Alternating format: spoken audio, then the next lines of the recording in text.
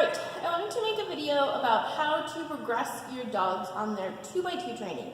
The 2x2s and weaves in general are the one place I would really recommend if you have time outside of class to work on things. Stays are the big one, stays you have to work on at home, and then if you are taking classes, you're really enjoying them, and you think that you want to do agility more seriously, or you just don't want to take contacts and weaves for 8 sessions, I highly recommend getting some weave poles and start working on this at home. You can do affordable agility PVC poles. I don't recommend them if you have a psychotic border collie. Come here. This one, come here. She's too crazy for the weave poles. If you have a little guy like my Papillon, I used PVC poles. It was no big deal. He never touched them, never moved them. But if you have like a really, a big dog that moves fast or hits the poles, they might move around too much, and you're better off getting metal ones. All right. So anyway, we're going to go with how to know when we can progress the 2x2s. Hopefully, my dog will go through these, look ahead nicely. I have a toy. If you notice, there's hot dogs all over the ground. She's not eating them. She's so excited. She's kind of silly that way. All right. My goal, I see, is that she's looking down at the weed poles the whole time. Out. Let me see it. Out. Good girl. All right. Yes. I'm using the word weave because that is her word. And out. She knows what she knows what weave poles are. You should not be using the word weave when you have 2 poles. Wait. If you want to give your dog a word, tell them to go. You want to say go, okay. So release words work really well, something like that. Don't use weave yet. Ready? So she did looking at that time. Out. Yes. Out. Thank you.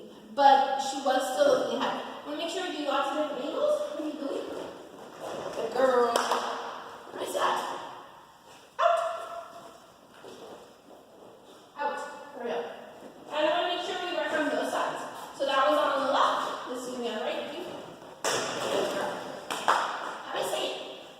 Out. And do some creative angles. Go. Good. So that time, no looking. Good girl. Let me see. Obviously, if I'm using a toy, because that's what she needs to work with right now, you can use food for this too. Alrighty, so my dog is ready to progress on two sets. I'm not sure if you can see, yeah, you can kind of see the boxes on the bottom where the arrows are. So those arrows, when you're going that way, when we're going this way, you want to use this box. When we're going that way, we're going to use that box. So that's what the arrows are for. That is where your treats or your toys should go.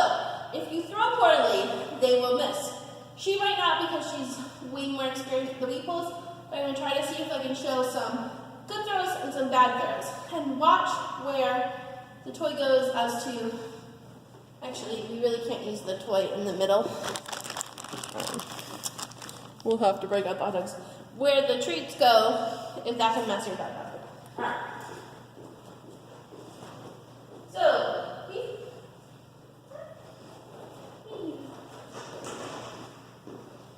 So, I had a bad throw. I threw kind of on the inside. She still figured it out. It was pretty close.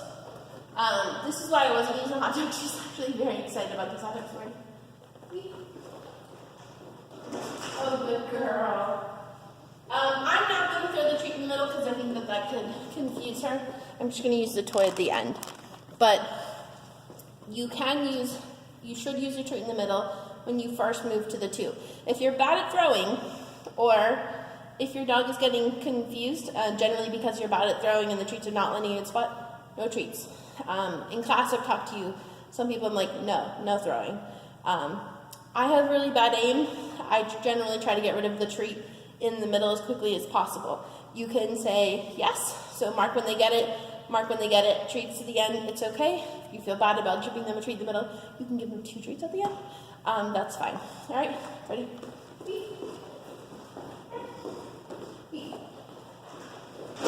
Good. I want to make sure my dog's head is down and goes. Let me see it. Let me see it. Out. Thank you, good girl.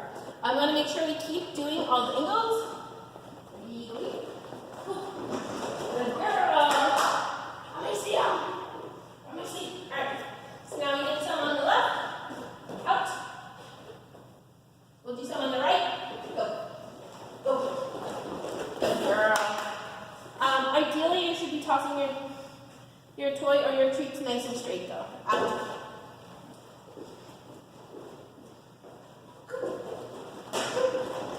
I have to go fast with her because she's going really fast.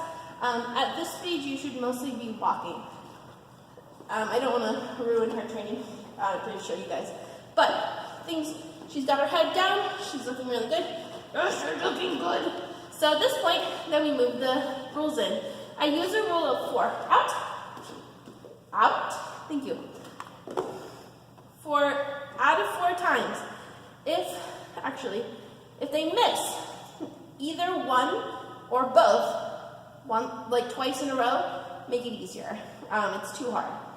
If they get it 2 times, on the right, one on the right side, one on the left side, get one more on the right side, one more on the left side, then push them in. If they got 3 out of those 4, I'd still probably push them in. 2 inches, not a whole lot. If they only got half of them, keep them the same. All right, so that's kind of what we did. She nailed it, we're gonna push them in. All right. Wait. I'm gonna show you, wait. You literally, boom. 2, 3 inches. I'm going to repeat. Good girl. Obviously, yes. Almost. All right, so that's kind of just my explanation. Wait.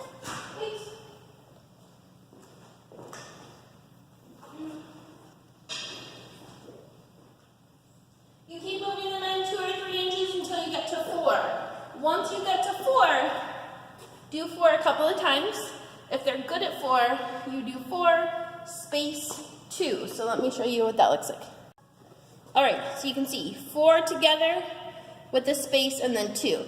You only do this after they've been good at the 4. They've done it 3 or 4 times. So 2 times on one side, 2 times on the other side at least. Then we get this nice big space. I go back to treating at this point. They get a treat when they do the 4, then they do the 2, then they get another treat. Don't be stingy on the treats. If you're really bad at throwing, make sure you keep a good space in there so that if you throw wonky, it doesn't mess them up too much. If you see how close they are now, any closer than this, I stop tossing treats unless you have really, really good aim. All right, let's see. Ready? Go in. Good girl. All right, so that's just kind of my explanation how to progress things. Once you get to 6, I do 6, and then a big break, and then another 6. You can do 6 and then 2, and 8, and then 2, and then 10, and then 2. But I think 6 and 6 is really fast and easy. So just do this method until you get to 6. And then once you get to 6, it's that same exact spacing, all 6 together, with like 3 feet of space in between. Treat. So 6, treat, 6. That's kind of how I progress them. Don't do any more than what you've done in class.